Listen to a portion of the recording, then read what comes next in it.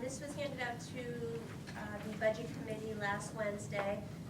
We're looking at 14-15. We started looking at budget 14-15. In order to do that, we need to know exactly where we are for 13-14.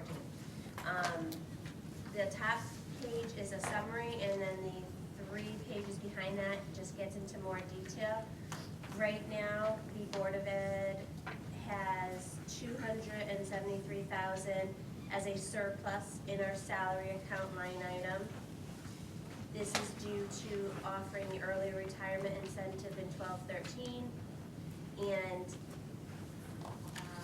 entering into an MOU with the TEA, which capped all new hires at a level 5 step. Number 3, the administrative restructuring actually ended up being a savings of a little under $8,000, and because of the efficiencies we had, we were able to add back the 5 positions that we had to eliminate in the budget process, plus add 2 more FRP to TMS and Southwest, 1 at each school, and 3 pairs at the TMS. And to break this down further, so you understand, just take the first one on the second page under East. The position was ARC. The reason that this person left was due to a retirement. At that point, I had already known that this person was leaving during budget season, and we decided we're gonna budget $65,000 for every retirement that we knew and new hire. Because of the MOU that capped it at step 5, we hired an art teacher for $44,000. So situations like that, and as you can see, if you go down the 3 pages, it just shows you how much money we saved just having that MOU in place, and the new hires we were able to have come on board because of that.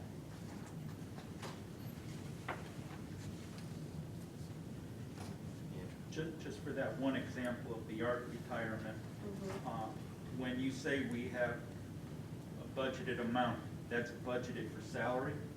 Yeah. Okay, now with that retirement, that person continued to get health insurance from us? Yes, for the next 2 years. For 2 years, so for the next, and what was the cost of that insurance, health insurance? They pay as they would as an employee, so they send checks in for the employee share, so they send the checks in for 17%, and we pay the additional 83%. So that netted, so for each year, that netted what, when you include the health insurance? You're saying I that don't include the 65... health insurance. We don't net that because we're self-insured.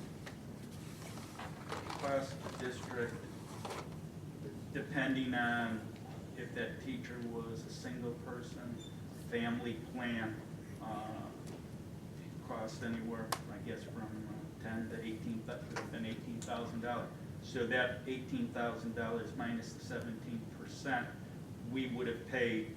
So the actual cost of the new hire plus, let's say it's $15,000 in health insurance, that would be what the actual net is. What I have for you is strictly salaries in front of you, It's not- and we had, I mean, it's not actually what it's netting. yes it is, How is it because if we're you're? self-insured. If the person doesn't go to the doctor, it doesn't cost us anything. And We we budget already- $18,000 for that person's plan. It costs the district that much. And if the person doesn't go to that plan and it's a surplus, it goes to the city. So it doesn't net the Board of Ed anything. When we did the budget, we put in the money for severance and the insurance for early retirement. Right. So what you're asking for the net difference, I think Danielle's answer is the insurance differential here is in the early retirement line item, not in the salary line item. So we had budgeted for a certain number of early retirements because they tell us before we have to budget it. So we have a line item for early retirement benefits. That's a different line in the budget.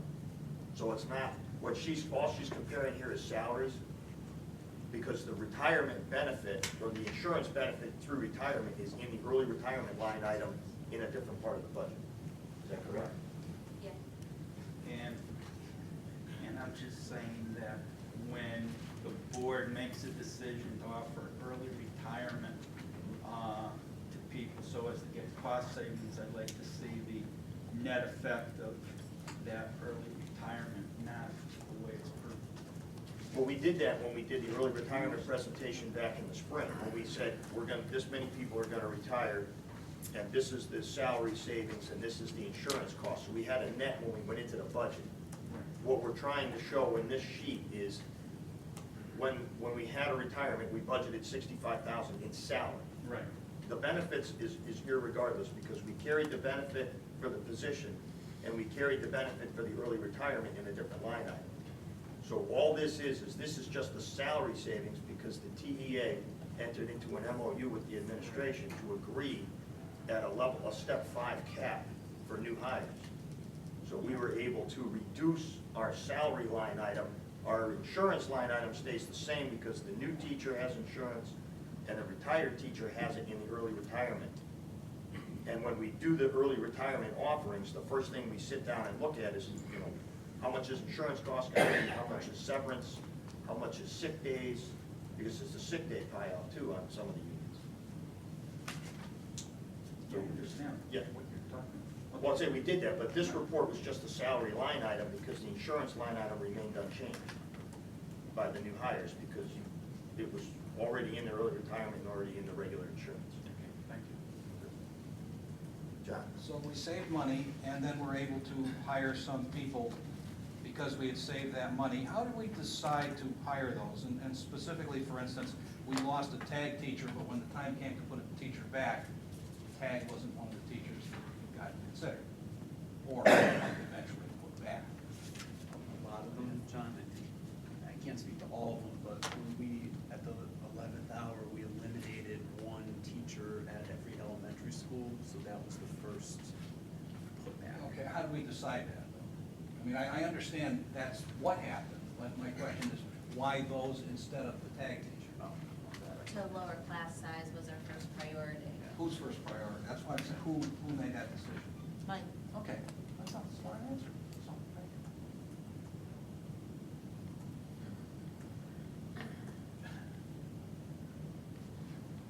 you. You know that, go ahead. I think this is a great example of the union and administration working together to achieve something, so I think the union should be recognized for entering into this. And hopefully we can do something similar in the future, because it's a good cost-saving measure. That being said, I don't want anyone to think now that we're gonna budget for replacement at the lowest possible number, because this might be a one-year-old savings. But I'm glad it worked out this year, and this shows how little was actually spent in the administrative restructuring, contrary to what certain people think or what may have been worded. That $42,000 was the net increase, which with the efficiencies, we easily covered. So, to point that out.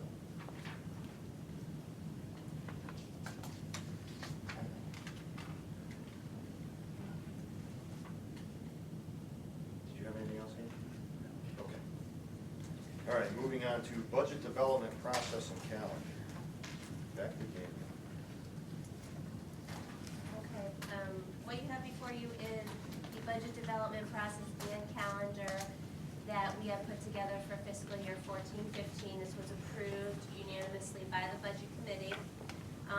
And two big changes we're doing this budget season that we haven't done in the past is, one, we started actually last week. The budget committee received the projected salary and benefits, some benefits for next fiscal year. So we're starting earlier, and it was decided that instead of having two public hearings to discuss the budget, even though we want to discuss elementary at one public hearing and the secondary at the other public hearing. It never ends up that way. So we're having one public hearing to discuss the whole budget, and then having an additional special board meeting on that March 26, 2014. So an entire board meeting can just be for discussion of the budget.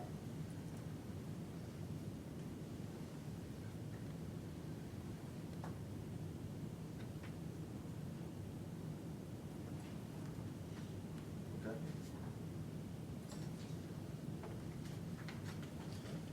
All right, we'll move on to H, bullying prevention, intervention, and safe school climate policy.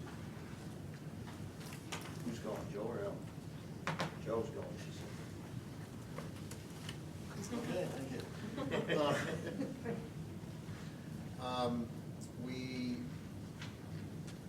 Our bully prevention, the intervention, safe school climate policy, and all of the new mandates, all of the new laws that have been passed was out of compliance. We asked Shipman for model bullying language that we then made specific to Torrington, modified for our needs as needed. And this language is in compliance with the latest state statutes. So that's the long and short of it. Discussed extensively. It was in policy. right, and it was discussed extensively in policy.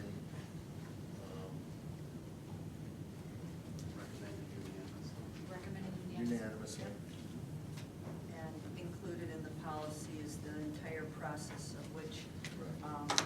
teachers, administrators, and any employee of Torrington Public Schools must use to, when dealing with a report, how it should be reported, follow up, a complete record of an incident, and to maintain a log.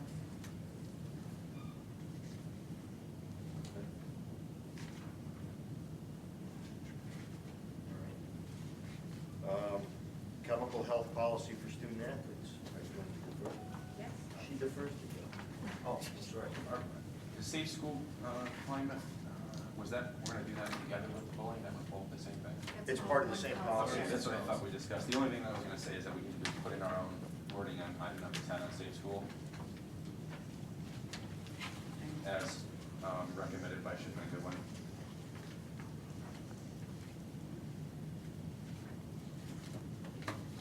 Yeah, it's actually written in there, individual schools should use this section to outline affirmative steps, yada, yada, yada. We were supposed to- Well, I'm sorry, that's under what? Yes, page Oh, 12. I see, okay.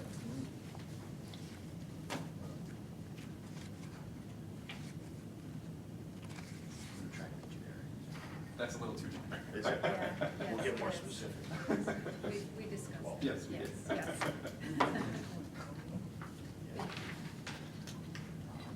Okay. Thank you, that's all. All right, chemical health policy for student athletes.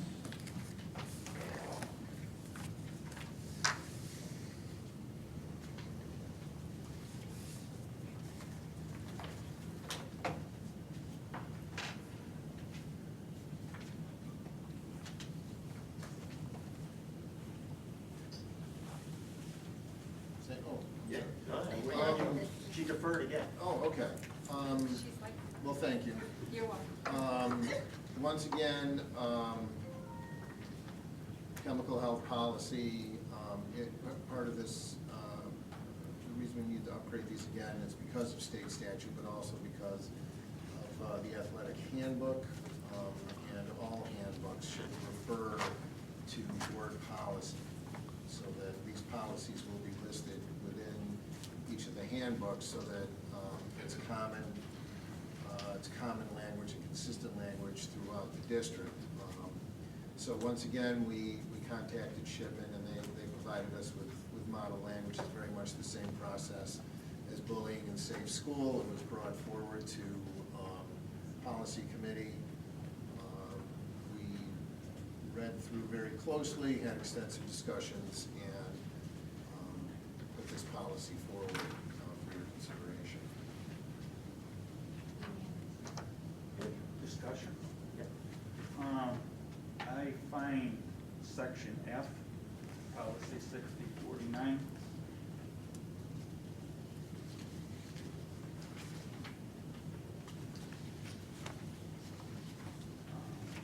I find it to be disturbing in the sense that it's, you know, you use words maybe,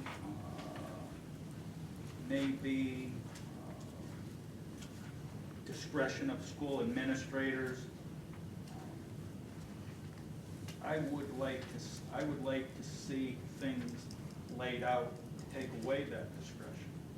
That these administrators, these school, we were talking earlier about what administrators do in this, potentially maybe doing in the school to doctor numbers. I don't want to That's, see. let's just start with, that's purely in. Yeah, well, I'm Let's just, stop bringing it up, because it's not, it has no bearing on the conversation of a bullying policy. If you want to talk about, no, but I'm talking about. but then talk about the policy, stop talking Okay, about well, what something I'm that we're talking going to about, investigate. okay, let's talk about what Okay. happened a couple of weeks ago with 3 football players. I read in the newspaper, 3 football players, sophomores, after a football game, were caught intoxicated, and I believe the article said that one ended up in the hospital. Okay, where did that happen? And it said off campus. And I believe our policy on this talks about drinking on school premises and off school premises, Yeah. right? Yeah. Okay. The result of it, I heard, was it was a 2-game suspension. Am I correct? That's not what I want to, that's not what I, as a board member, want our policy to reflect. I believe our policy should clearly tell the students, student athletes, and the parents that it's not going to be discretionary. You get put into the system for doing something like that. The consequence isn't going to be discretionary with anyone except the policy. The policy is going to say you will not participate in sports for that year. These are the types of things that won't be discretionary. And kids will know, parents will know. It's not discretionary. Now that's how I feel about it. I don't believe the board feels that way about it, but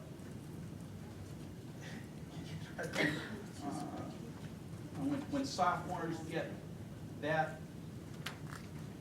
intoxicated and put in the system, and they get just 2-game suspension, I find that offensive.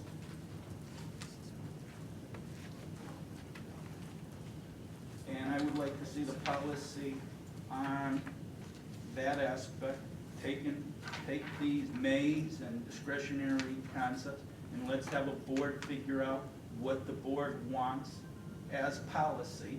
You do this as a first offense, this is what will happen. It won't be discretionary with anyone in the system. This will happen to you. If you do it second time, this will happen to you. I think it, and I'm not doing this because I want to be punitive towards the student. I think that it's beneficial to the student and the parent. Once they know, once parents know, once students know, these are the consequences, no matter who they are. I think it will be a learning experience for them, and I think it'll help them. I think it'll be preventive, and it'll help them know not to do these things. That's my concern. I don't think this is helping kids think that they can do certain acts, and maybe they're likable or whatever, and they're going to get away with a 1-game suspension. Consequences have to be laid out, and they have to be severe enough so as to alter their future behavior. That's all I'm asking. Makes sense to me. Yes, Favor of keeping it as it is, because you'll have, the second you take discretion away, Andrew, I mean, if you had an athlete that was reported to a coach to have had a glass of wine with Thanksgiving dinner that's 18 years old under the supervision of his parents or her parents, you're going to treat that person the same as the person who ends up getting their stomach pumped or getting a DUI. That's what you want to do. Well, then we are going to forever disagree on that.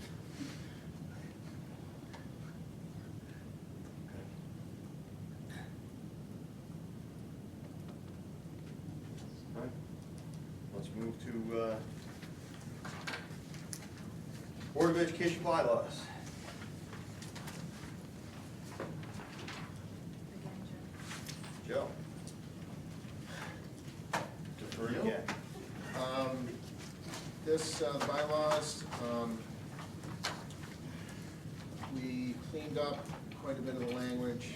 There were some grammar issues in there as well as some confusing language that we worked on to clear up. We also, this got at least 4 reads and discussions. I mean, we really spent a lot of time on this, a lot of consideration, a lot of research, and really some very thoughtful discussions about it. It outlines what each board officer, his or her responsibilities are, talks about standing committees, what each of those responsibilities are, and we added language about Board of Education self-evaluation and timelines, and also amending of bylaws and such, what else? And the evaluation of the superintendent of schools according to the following timelines, so that there's a hard and fast timeline in there with set milestones and objectives. Thank you. Thank you. We also discussed within committees, the number of people per committee, whether it be the chair plus 2, the chair plus 3, and it was decided that the full board.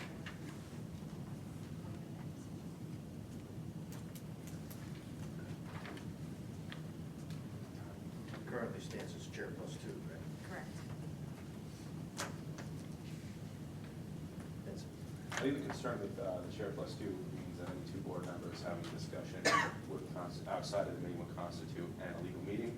So if you had the chair plus 3, you would eliminate that problem for 2 board members to have a discussion. I think the other thing on here too was full BOE meetings. I'm going to switch to 6. That was our discussion instead of 7. the reason we went from chair plus 3 to chair plus 2 was poor attendance and couldn't get quorum. I have a feeling the attendance is going to be better. That was why we dropped down. Just that was the reason, the rationale, because that just happened 2 years ago. Yeah, no, I remember. I was here. Yeah. Right, yeah, that's true. Andrew?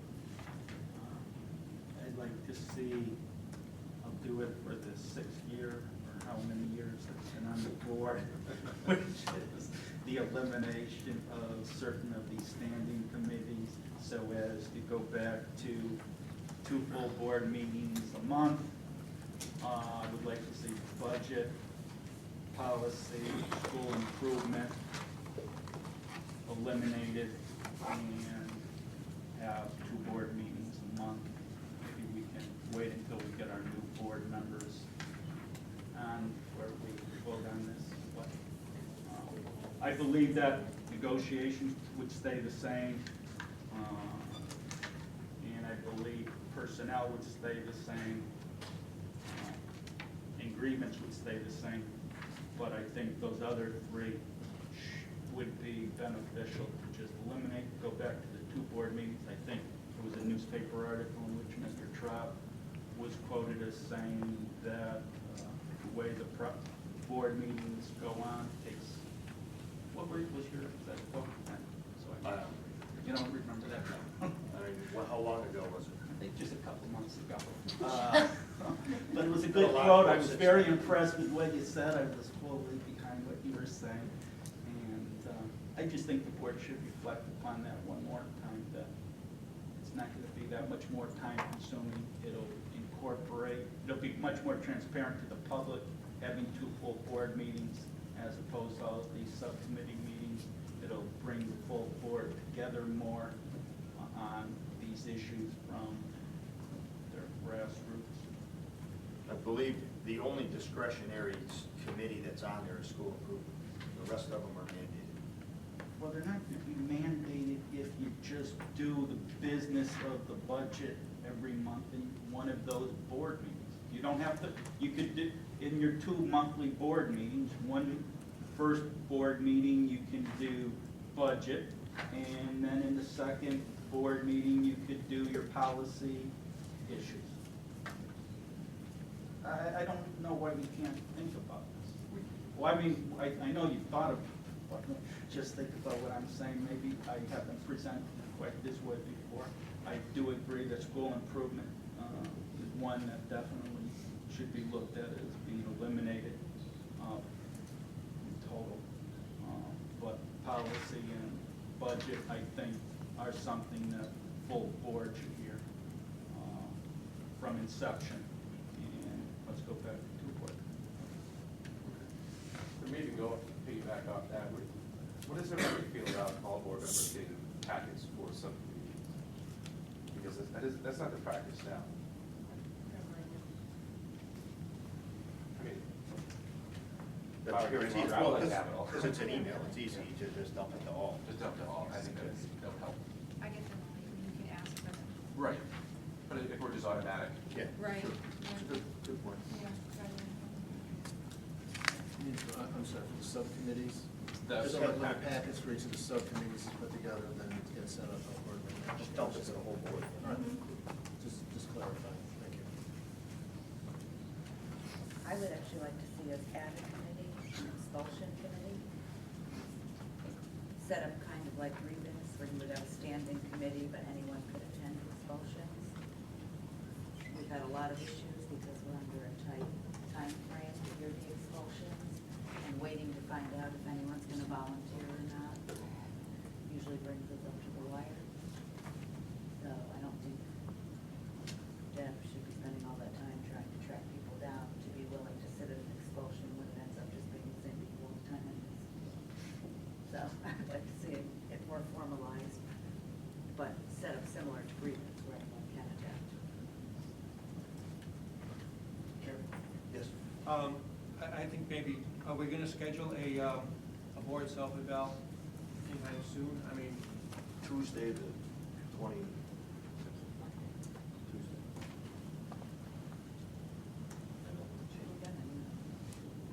We're gonna, well, approximately when, it's next week. 6 o'clock on Tuesday, I believe, is, so we can get a quorum. you know, this coming Tuesday? Yeah. Really? All right. Because I think, you know, actually, Mr. Nargi's idea bears some merit after all these years. I mean, I'm just thinking that, and you know, in line with, you know, personnel's gotta be separate, because you're negotiating, basically. I think that's a separate standing committee, and I think negotiation's separate standing committee, and I think grievance is separate, you know, those are, and expulsion, if you add that. The school improvement, policy and budget, I mean, but you'd have to go to you'd have to go to 2 meetings a month, you know, and in one of those meetings, because then you're discussing the budget in public, and people are hearing all the issues and complications. Same with policy, same with school improvement, and I think it's worthy of, I mean, I think it's a long discussion, but I think it's definitely, it merits further discussion. So if we could bring that up during the, before you go, I think that would be a good time to go into a little deeper.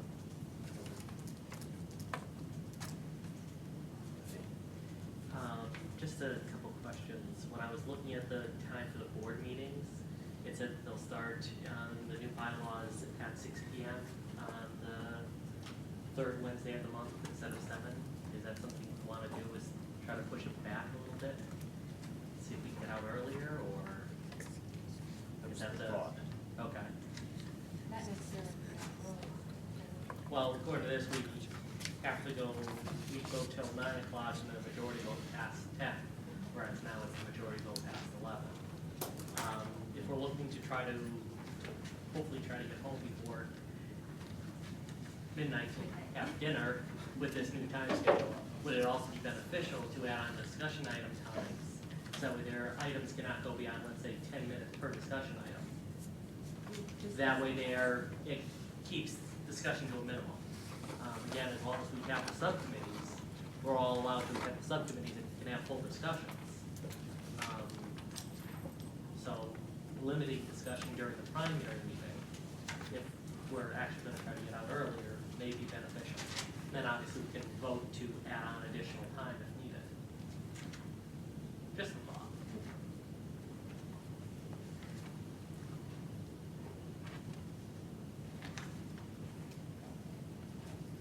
Are you thinking like 3 minutes, or how would you structure it? Well, Who gets that 10 minutes? well, no, you'd say 10 minutes overall, 1 minute per person, basically. And then, again, if somebody's got a discussion item that really needs to be vetted, that they didn't do at the subcommittee level, then, okay, you come here and I get my 1 minute to expound. My time runs out, and Mr. Nargi decides to wield me his minute, the same way they do at the state level, at the federal level. Why not? You just answered your question. That may be so bold. Oh, please. Kind of red people. I mean, really. This is the United States. This is America, you know? Exactly. It's supposed to be a little ugly. Yes, well, turn on C-SPAN, you get to see it all the time. They wield their time. Of course, usually that has to do with financials, but that's another conversation. The whole point, we used to do that, and it never worked. It never worked. Because you got board officers who think, and superintendents who think, well, this will only take this long, or this will take this long. And then sure enough, you have board members who think differently. They think, no, I really don't understand that, we gotta do that. And there's things that are, much longer, you think are gonna take forever, and everybody goes, yeah, that's fine. And, it doesn't work, it doesn't. Like I said, it was just a thought looking at the time schedules. I mean, if we're trying to cut down time.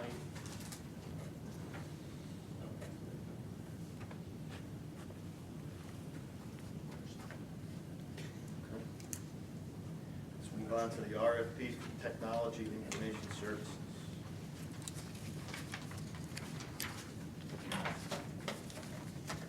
Danielle, are you yielding, or? Doesn't matter.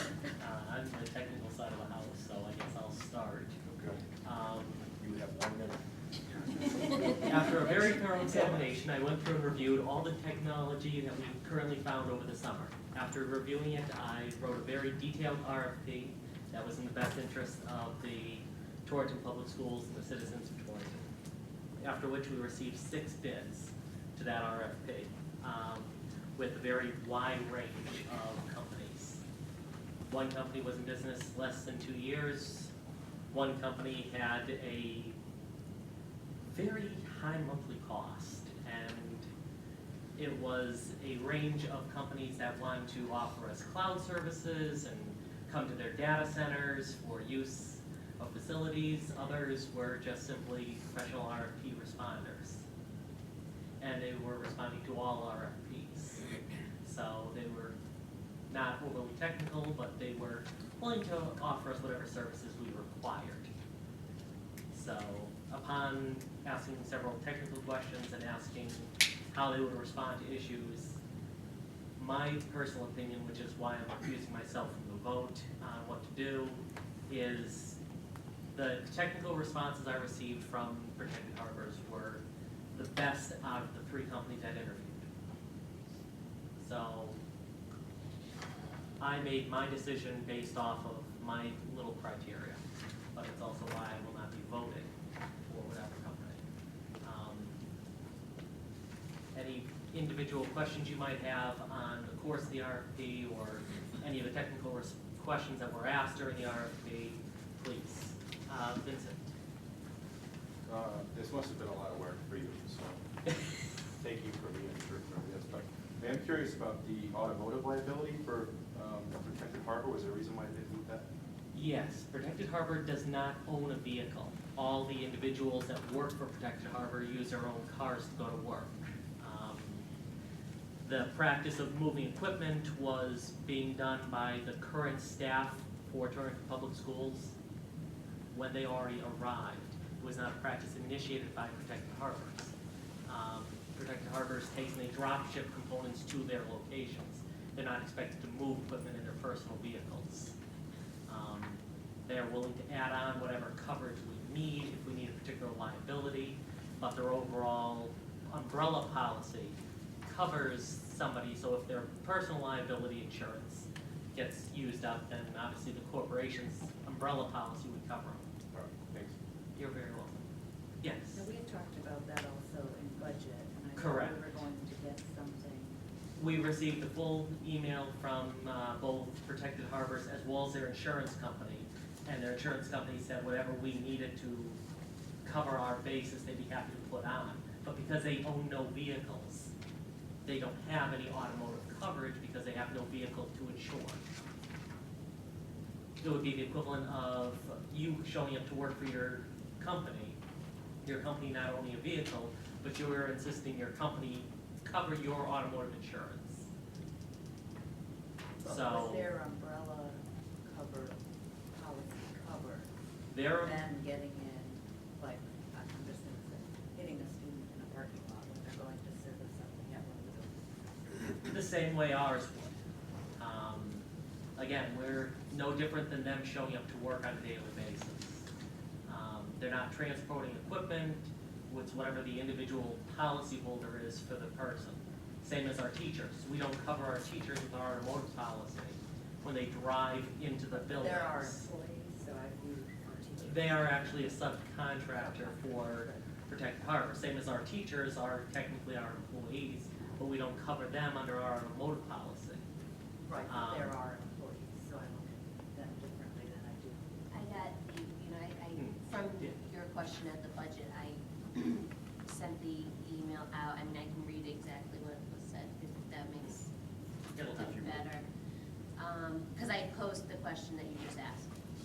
In the example you sent, the employee's auto insurance would be primary coverage, and I can obtain a rider beyond the employee's insurance limits, meaning the employee's insurance is always primary when driving their personal cars. But if their limit was $300,000 worth in damage and the employee caused $1 million in damage, I can obtain a rider to cover the additional $700,000 in damage. Alternatively, I can purchase a car and restrict my employees to only use that car when driving location to location. Then we would be able to obtain auto insurance since the business will own a vehicle. So he's willing to do either or, whatever we're more comfortable with. Yes, John. What are the names of these companies, or are they like anonymous?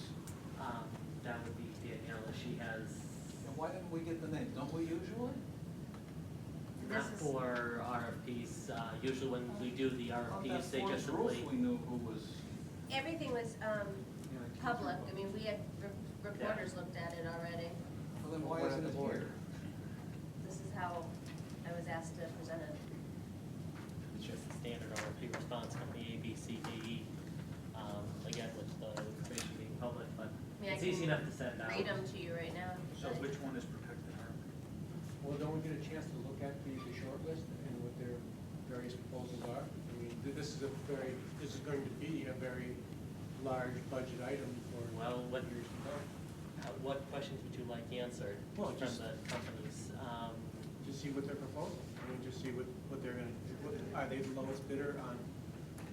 No, Protected Harbors is in the middle.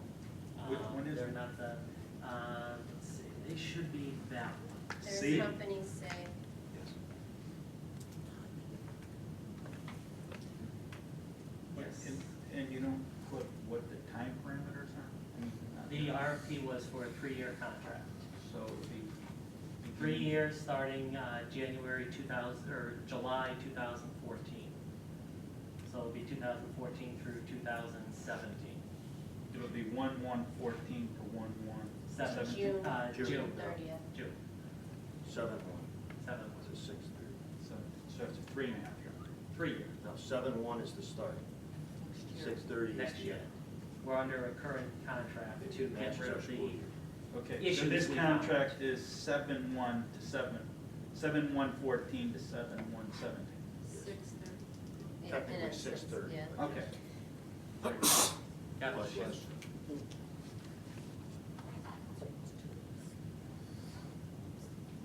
Yes, out of the 3 companies that came into interview, we had 1 company out of New York that was the professional RFP responding company.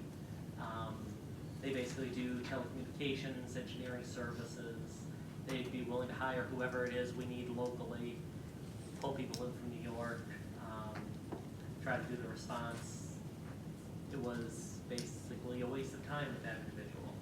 The individual that responded, that was from Connecticut, that we ended up talking to, out of the 3 Connecticut companies, was very energetic to sell us his cloud services out of his facility, and was even willing to set up his desk down there, so if we ever needed disaster recovery, we could send people down to his facility to use his cloud services, and he seemed very willing to change whatever we needed changed to make sure that we could go with this company, which was quite interesting. I've never seen somebody change their proposal during a consultation for an RFP.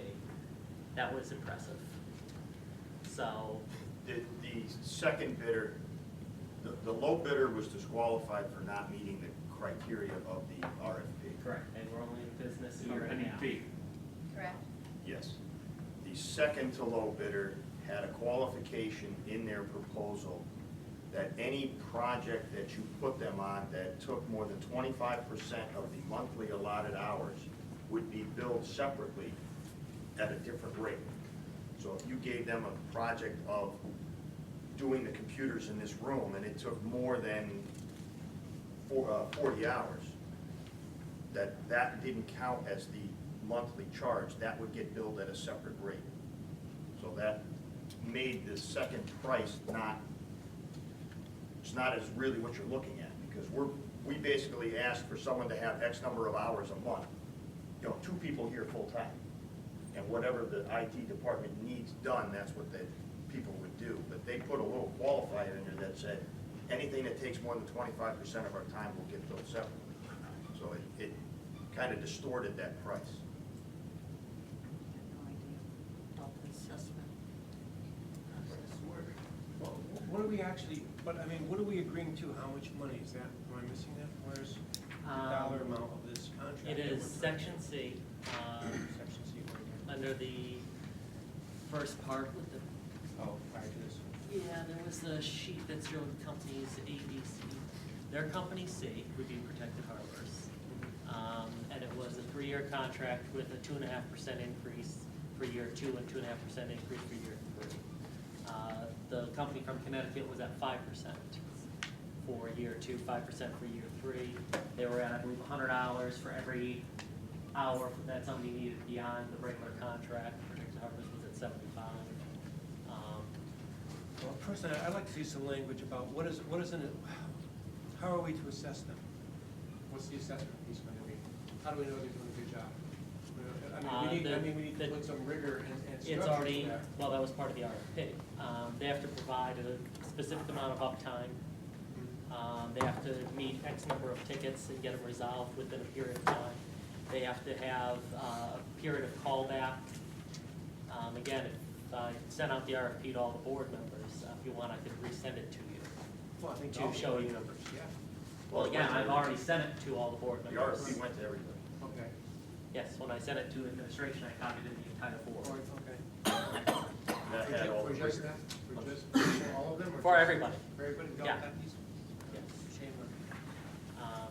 But I wanted to make sure that just that, it was, we had local support, so if we had a problem, it's 4 o'clock in the morning, you have response within 20 minutes. Yeah. So our systems are up and running. I made sure, in fact, that you had a ticketing system in there.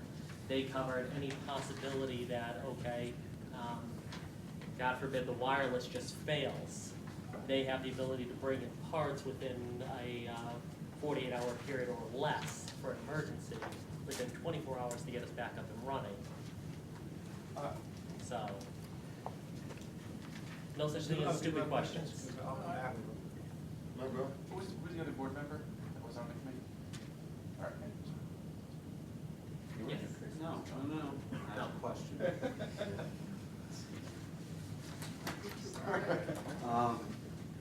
This is who we're using right now, and that we've been very satisfied with? This is the company that I will credit Cheryl for finding. She did a very good job with them. I'm usually not impressed easily, and so far I've been very pleased with the work and the technical know-how of the individual that I'm cooperating with. Mr. Luna gave the presentation last full board meeting. Correct. Okay. So it sounds like we're very satisfied with the service. There's FaceTime where we can answer the question, and the cheapest one was disqualified. The next cheapest one was not actually cheap. It was cheap on paper, but you run the risk of overages. So this is the least expensive fixed-term contract with an individual that we're happy with the performance and a company that's working out very well. Correct. Thank you. Yes, John? And is everything up and running? Most things are up and running. Nothing will ever be fully up and running. Well, are there things that are you not were- yet up and running from the beginning? Most of what was not functioning when they were brought in have been fixed and brought up and running. Okay, most means that they're not all up and running. No, Okay, no, that's there what I are, asked. That's what I asked. no, unfortunately, there are certain things that we're still having difficulties with. The most pronounced at the moment is the wireless, which is addressed in the grant, because we have one controller stationed here at the high school, which services all 8 buildings. So everything has to communicate back to the high school, to go back to the building, to go out to the wireless devices. With that, unfortunately, the previous IT administration and administration at the middle school had decided to buy Chromebooks, which, although very nice for people looking to jump on the internet, are not a secure device and have no way to install Office on it. So we have teachers that are trying to use Chromebooks to do Word, to do Excel, to do things in their classroom that they're a device that you can't install Word on, you can't install Excel on, you can't use them for those systems. Are any schools more affected than others? Well, in fairness to what's up and what's not up, the things that are not up are because we ran out of finances. You know, we've given them a limited amount of resources to work with, and the things that they need to upgrade to get the rest of our system up were built into that $900,000 grant we applied for, or next year's capital budget. We just basically only had so much money for technology. And they, you know, they did the best they could with what they had, but now when we have this grant, we should be able to get everything up and running. I'd probably say we'll be at 95, 96%, which is considered amazing. This This was was one of the 1 in 20 that isn't up and running, in case you continue to be frustrated. Yes. Yes, Andrew. You said there's going to be 2 employees in the district. Full-time plus our 2 employees that we currently have, which 2 is, employees that we currently have are part of the 31,000? no, that was not part of the RFP. Okay, so. We for- need 4 technicians on staff, Okay. here minimum. We have 2 people that work for the Board of Education. Those 2. So they're not part of the RFP. They're part of the Board of Education, so that way there, if we switch companies, we have 2 people on staff that know everything that's going on, because they work for us. The RFP was for 2 additional technicians minimum. So just that, if we need an extra technician over at Southwest, we need to move a technician up here to the high school, wherever we need them, those technicians go. So your teacher submits a ticket. So they say, okay, they get the call back within 15 minutes from their help desk. The help desk says, okay, what's going on? They try to resolve it via the remote interface. If it can't resolve the teacher's issue via the remote interface, a tech is dispatched to the individual computer location. I don't know what this 31,620 totally entails, but. All it is- services, all services. So it But includes all the services- management services, the ticketing system, the 2 individuals. Well, right now they're running 3, but the RFP was for 2. So if they're adding additional individuals, that's a bonus for us. And what I'm saying is, the 2 individuals, I'm not positive what all the other costs of all the other services are, but that's like $16,000 a month per employee. Well, if you're not counting in management services, design services, engineering services, consulting services, ticketing systems, and everything else, which is very expensive. So, And who does all of that? they do. I That's mean, part of the those RFP. 2 employees? Oh, or- no, they have a full company. Protected Harbor has, I believe it's a little over 100 employees by the time you finish all their help desk people, all the regular people that they have. Again, you call into a help desk, you get help desk people, you get engineering services. So you've got Cisco certified, Microsoft certified systems engineers. You have a whole host of people, Active Directory design people, Exchange people. Again, everybody has their specialty for what they need. So whatever resources we require, they have readily available, which was a Kind of like requirement. insurance. Well, basically, it would be the equivalent of dealing with Cigna. Any type of service you need, Cigna's pretty much gonna have under the insurance. That was an RFP requirement for anybody that did. You would have to have everything under your roof and under your control. So if we call up with a problem, you have to have a solution. That was a requirement of all 6 companies. So there's no extras with these guys.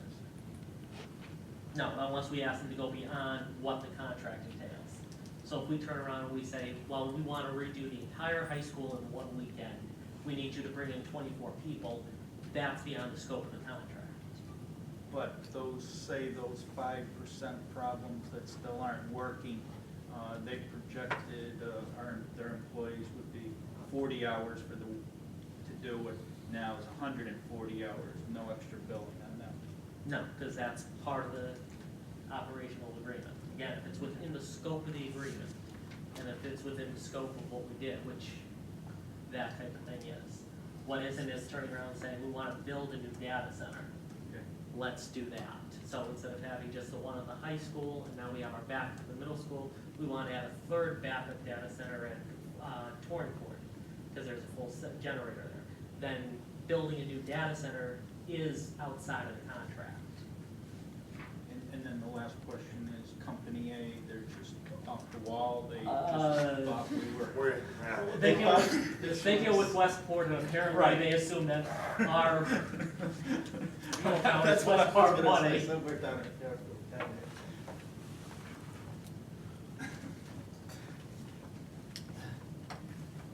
You know, a difference, just a simple difference was,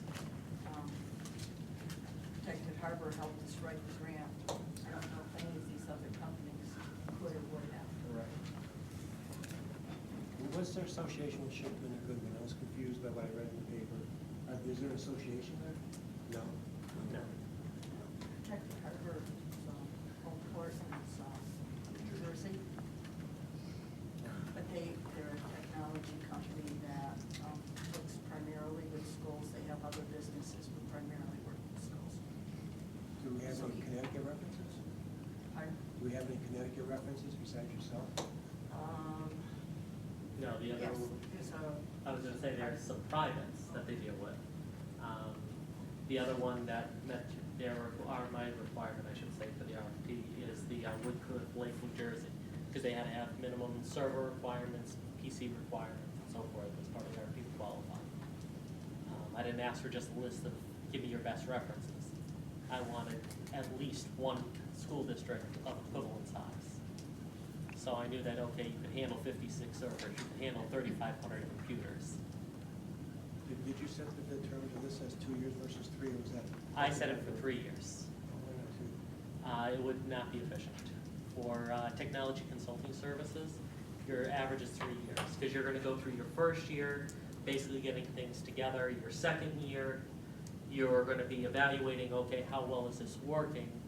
And during the course of the 3rd year, you're either gonna be happy and continue servicing and sign a new contract, or you're gonna use your 3rd year with the company to go out to find a new company for services. Because what you don't wanna do in IT is turn around and say, well, this is what I'm doing today, and this is what I'm doing tomorrow, and this is what I'm doing the day after. You need some coherence between it. Yeah, it feels excessive. I would feel more comfortable with 2, if I understand. All right, and once again, the assessment piece, that would be, contract termination, is there anything, is there a formal contract? Is that something that's in this? Is there a formal contract that we'll be signing off on? Yes. Yes, eventually, but this is just the proposal. Now, if the board agrees to the proposal, that might be where you saw shipment, then, we'll seek legal counsel on the contract. Yeah, I just want to be sure that the board's understanding of what termination is the same as this company's, and we're not entering into the same we don't find ourselves in the same situation as we have